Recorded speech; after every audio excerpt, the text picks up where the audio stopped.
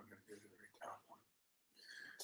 Well, today is my birthday. I am 52 years of age, November 2nd. And if I live 22 more years, I'll meet the same age as my mother. My mother died at 74. I was 41. And if I reach 25 more years, I will reach the same age as my father, who died at 77. And Howard is asking for a link. And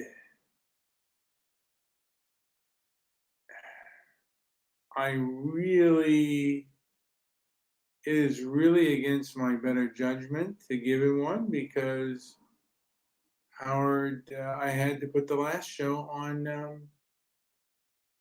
I had to put the last show on private because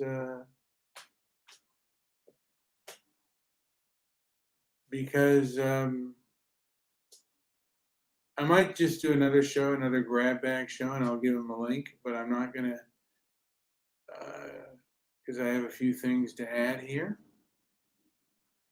So I'll give him another show that can be a grab bag show. But yeah, how do I feel, High Ridge? Well, aches and pains, and I'm trying. I'm fasting today, so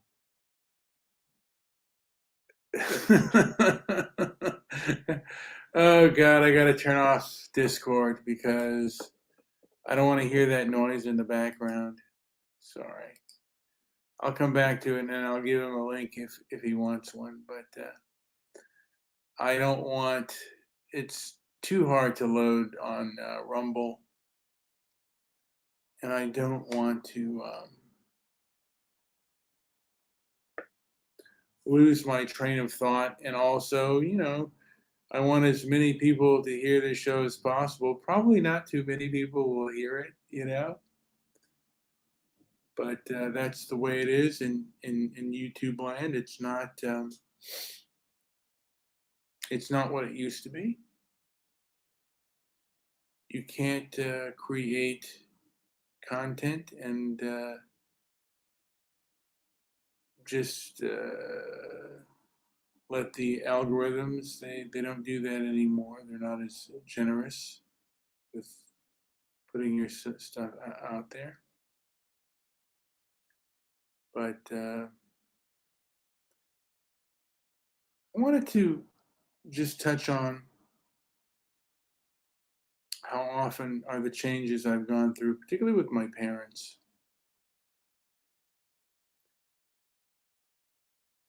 When I was younger, I was very attached to my mother, and she had to work during the day, and my father worked different things during the night and stuff, but he looked after us.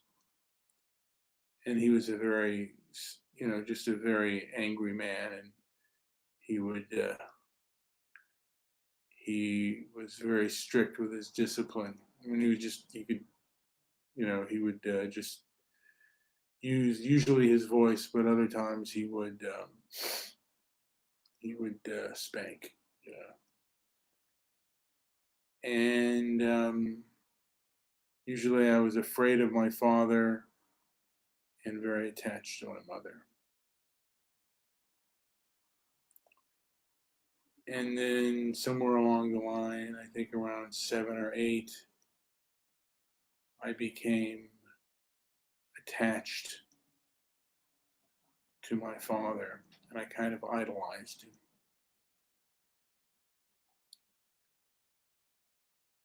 And then around my adolescent and all throughout much of my adulthood, um, I kind of got wise to my father and like saw him as someone who didn't necessarily respect me as a human being. And both, I won't get in. I won't get into I have a twin brother, but I'm not going to bring him up on this. But I began to really resent him and um, the decisions that he made. I thought he was very arrogant and very thin-skinned.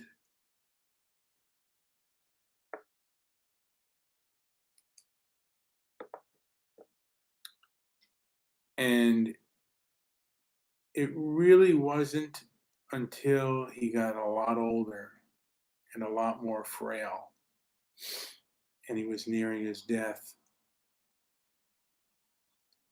that I got to kind of see him more for what he was than the villain that than I thought than I thought he was. And I think that that is a problem with a lot of people today.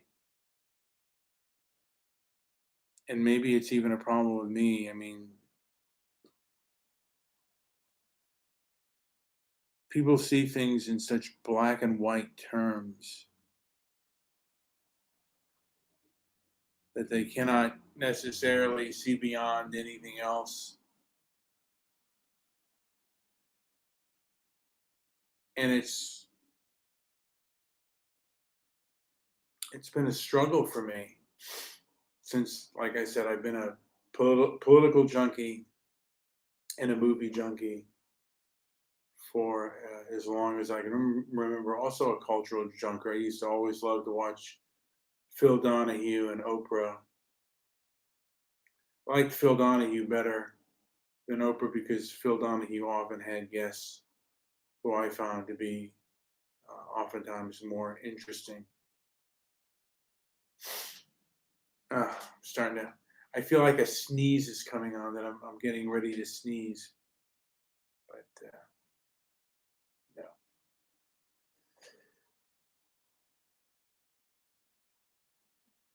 But I see the landscape as of now,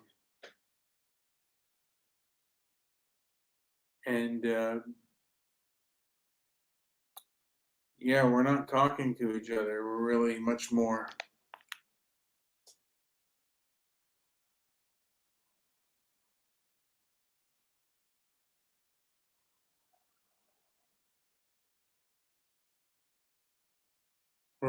talking at one another than to each other.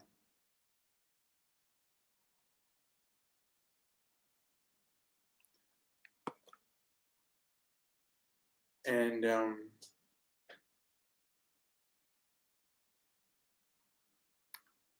yeah, I just got a message over my phone, so it took me aback. And I wanted to mention yesterday we were talking about the whole. I was on Discord and was talking about the Kyle Rittenhouse situation, and people come. Well, one of the guys, Master of Rope, he basically said, "Well, he shouldn't have been there with a firearm or a gun." My opinion is, uh, you should be able to walk wherever you want, and if someone threatens you, you have the right to defend yourself. Wasn't it Malcolm X who said, "Be polite and obey the law, but if someone puts their hands on you, send them to the mortuary"? Now, I was talking, and that gets into the other topic of self-defense and the right of self-defense.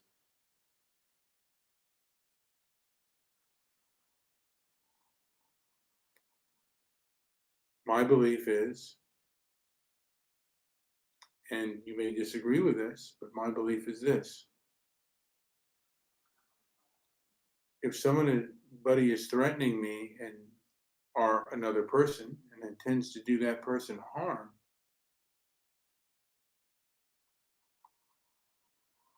on average, and there are exceptions to these rules, but however that person chooses to defend themselves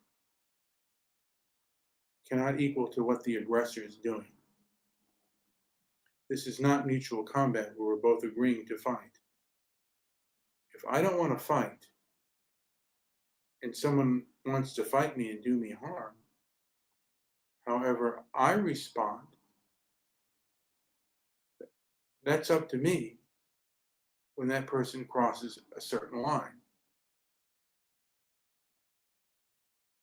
And I say that for anybody who is threatened. Again, there are exceptions to these rules, but the rule is if I'm not agreeing to fight you and you want to fight me and hurt me, and I don't want that to happen, I have the right to stop that by whatever means that are at my disposal. I think there's an old-fashioned idea that we should take a beating. Only a slave takes a beating. A person who is going to be beaten he has three options. One, he flees. The other, he defends himself. And he defends himself with what other means. Another is standing there and taking it. And that's, in my opinion, that's taking abuse.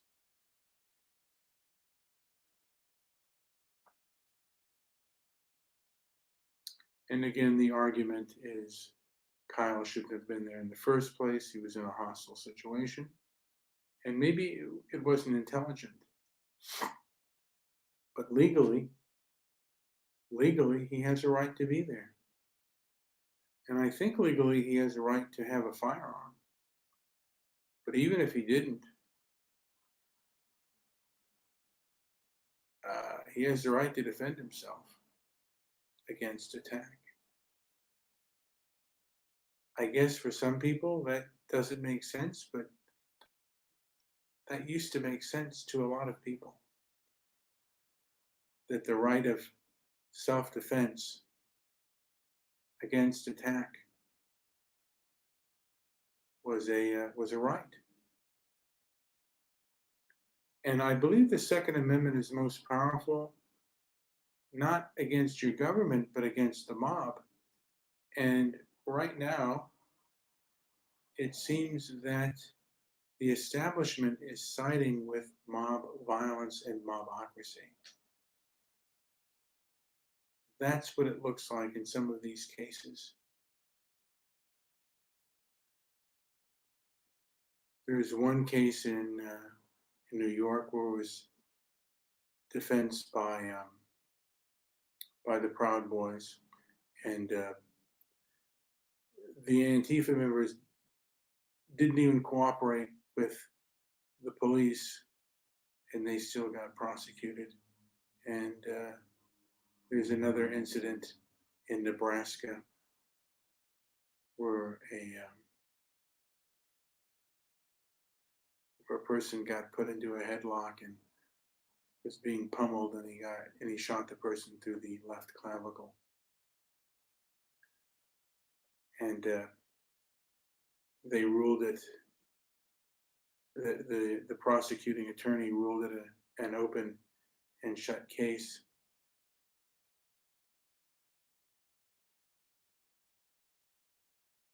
And then the mob came to his house and he reversed himself. I think that case should be really looked into, by the way. I did a show on it. I forget the guy's name, but I think that's something that should be looked into.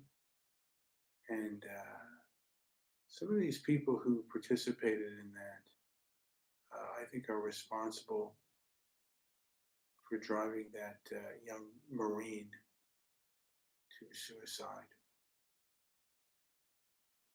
Hopefully, we get justice on that.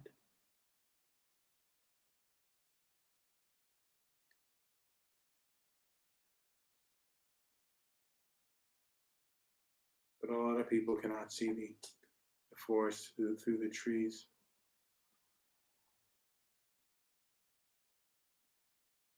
And I was talking to someone on Twitter. I don't think he responded to me. But I showed him a picture of an Antifa group.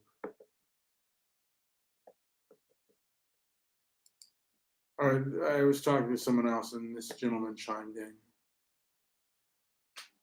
And then he said, now show a picture of January 6th.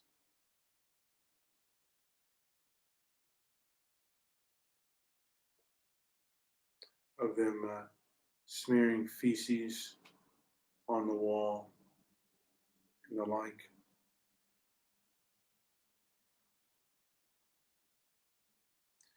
And this is from S.A. Cosby. He's actually a fairly good writer from what I see of him. He seems somewhat objective, but you never know until you talk to them how objective they can be or how non-objective they can be.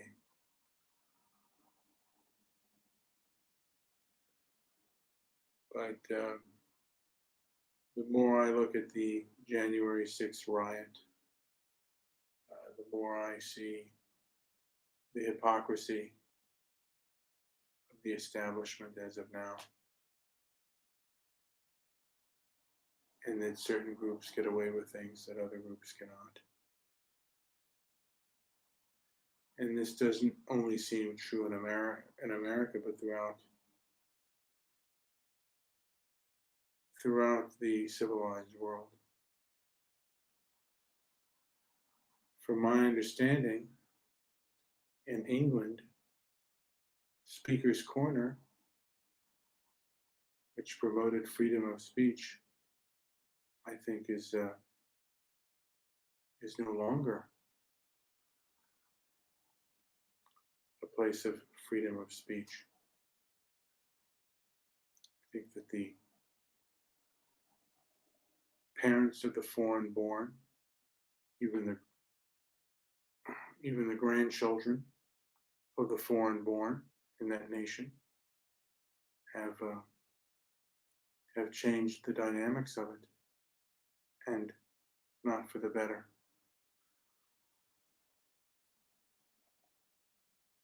There are certain subjects you can't talk about openly and honestly.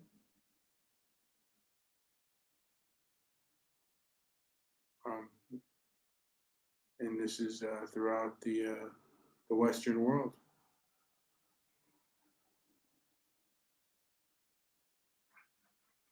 Anyway, I am fasting, so I'm striving to eat less, perhaps move a little bit more, and work a little bit harder each day. And I hope others follow suit, because I think overindulgence and procrastination can lead to, can help exacerbate or even lead to depression. Anyway, this has been Brian with Transparency and Merit. Like, subscribe, and leave a comment down below. Thank you for listening. Also visit our website at transparencyandmerit.com.